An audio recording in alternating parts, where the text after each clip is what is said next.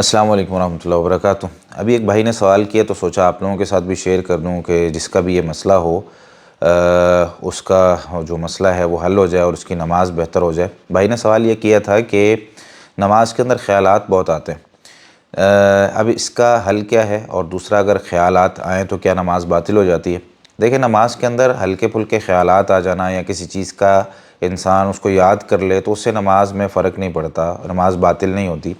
نماز صحیح ہوتی ہے۔ لیکن اگر خیالات بہت زیادہ ہوں تو نبی کریم صلی اللہ علیہ وسلم نے ارشاد فرمایا ہے کہ یہ ایک شیطان ہے جس کا نام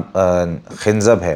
یہ خاص طور پہ نماز خراب کرنے کے لیے اس کی جو ہے وہ پوری کوشش ہوتی ہے کہ کسی طریقے سے بندے کی قرات اس کو بھلا دوں، اس کی نماز اس کو بھلا دوں، نماز میں مختلف چیزیں یاد کروائے گا، فلاں کے پیسے دینے ہیں، فلاں سے لینے ہیں،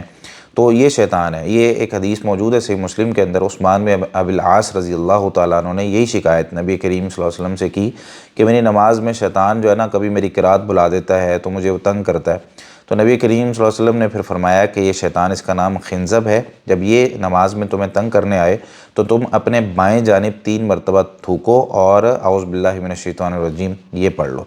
تو اب کیونکہ مسجدیں فرنشڈ ہیں، اس میں تھوکا تو نہیں جا سکتا، تو طریقہ کار یہ ہوتا ہے کہ یا تو ہم جو ہے تھوکنے کی ایک فوار جو منہ سے نکالیں، اس طریقے سے مثال کے طور پر ہم بائیں جانب جو ہے وہ 3 دفعہ اس طرح کر دیں، یا کوئی ہمارے پاس ٹیشو یا رومال ہے اس کے اندر ہم جو ہے وہ تھوک سکتے ہیں اعوذ باللہ پڑھ کے۔ تو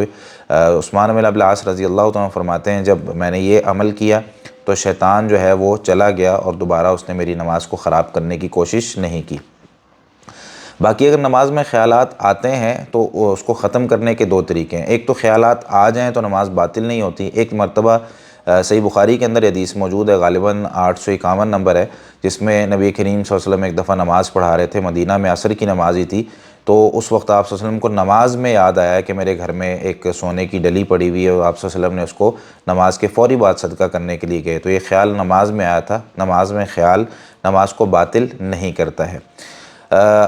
باقی نماز میں خیالات کو روکنے کا طریقہ یہ ہے کہ فوکس ہو کر اگر ہم پورے اخلاص کے ساتھ اذکار پہ توجہ دیں، جو میں پڑھ رہا ہوں سورہ فاتحہ کا مجھے ترجمہ آنا چاہیے، سورت جو پڑھ رہا ہوں سبحان ربی العظیم، سبحان ربی الاعلیٰ، جس کے سامنے جس ذات کے سامنے میں کھڑا ہوں اس کا مجھے تعارف ہو، اور جو نماز میں پڑھ رہا ہوں وہ نماز اگر میں اچھے سے ترجمے کے ساتھ سیکھ لوں تو بہت زیادہ